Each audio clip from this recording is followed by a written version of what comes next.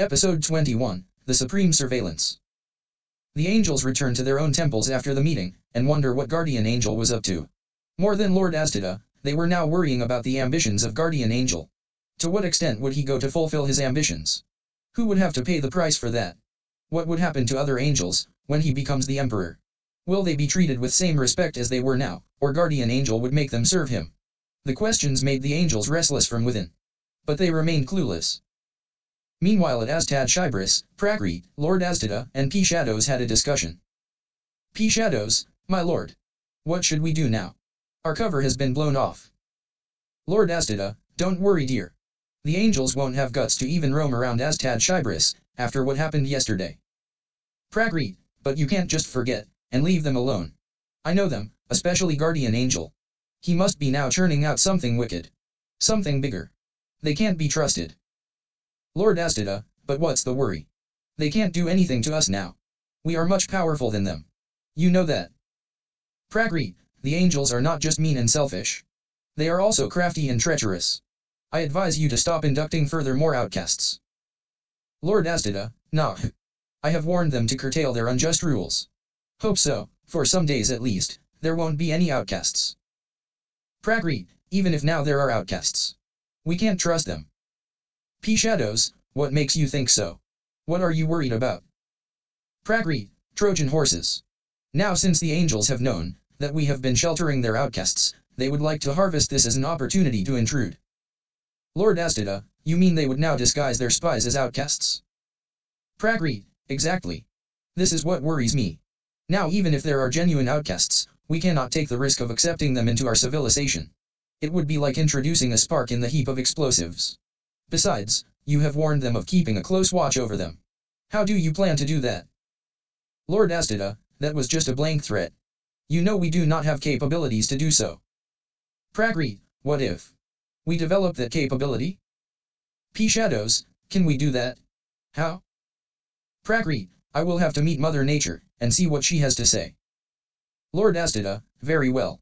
We shall wait for your return, and meanwhile I shall be more cautious, as now the neighbors know about us.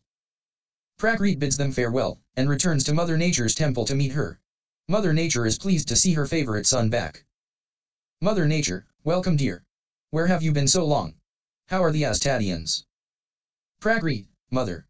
I need your guidance. The angels. Mother Nature, what are the angels up to now?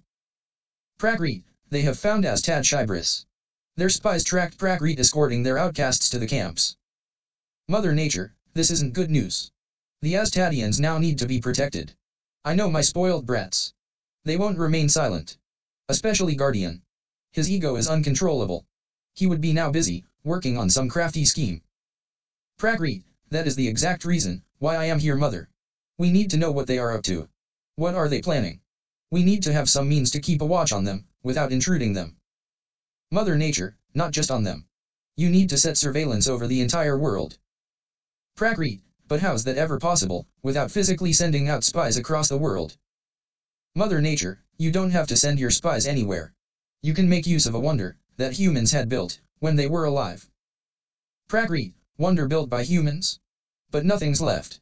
Everything has submerged, and we don't know if that wonder would be in working condition now.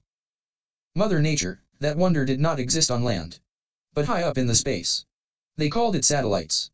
They had built it for enabling and enhancing the communication across the world to bridge the distance.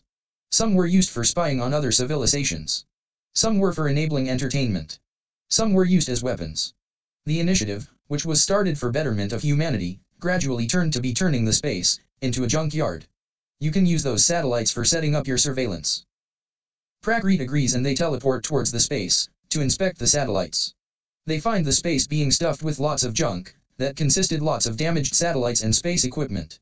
Now the need was to search for the suitable equipment for their purpose from the clutter. Prakrit, Mother. This place is really a junkyard.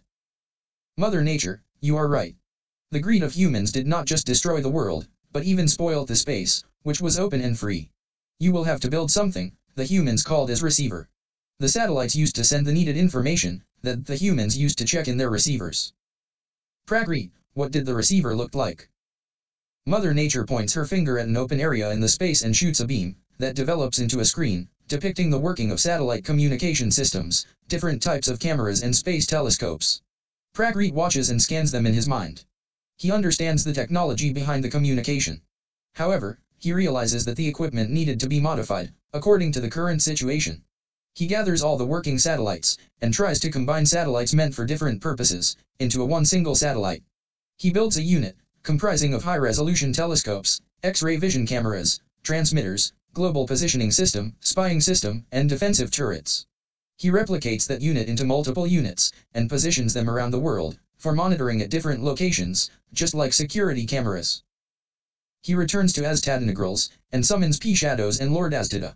He explains them about the new satellite cages that he had built.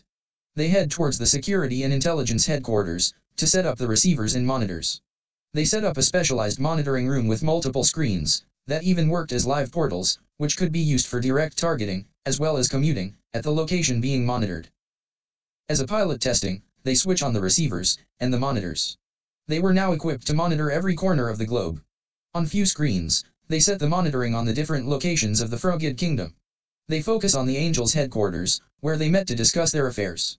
The X-ray vision cameras that Prakrit had equipped on the telescopes could penetrate through any enclosure, as if it was recording through the camera equipped on the ceiling of a room. By adding mystical capabilities to the technology, he could enhance the capabilities of his equipment beyond human limitations.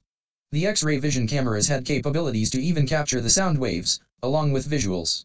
The trio were now capable of real-time monitoring of whatever they wanted to hear and see. They could watch and hear the discussions of the angels. Guardian Angel, friends. It's time to devise our plan, to reign over the Aztadians, and make Aztada our serf, just like Ray. Earth Angel, and how do you plan to do that? Guardian Angel, you remember his weakness, don't you? Life Angel, he is too emotional and can't see people in distress. Guardian Angel, exactly. We will use his weakness against him. Prepare the spies.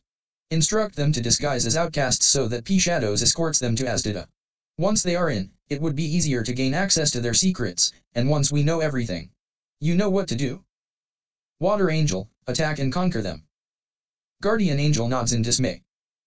Guardian Angel, when will you grow up? Whatever. Once we gain their secrets, we shall seek invitation from Aztada into his civilization and then reside among them as their guests. Slowly our spies would start making the Aztadians realize that we are their gods, and not Aztada and that loser Prakrit. Once everybody starts believing us, Aztada and Prakrit will have no option, rather than accepting us as their lords.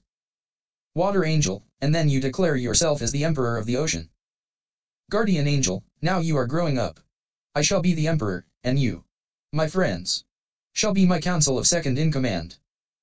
The angels rejoice and are relieved, as their worries were being cleared by Guardian Angel. Meanwhile, at Aztada, the trio become well aware of the secret plan of their devastation. They now have to devise a defensive plan, to counter the crafty plan of the angels.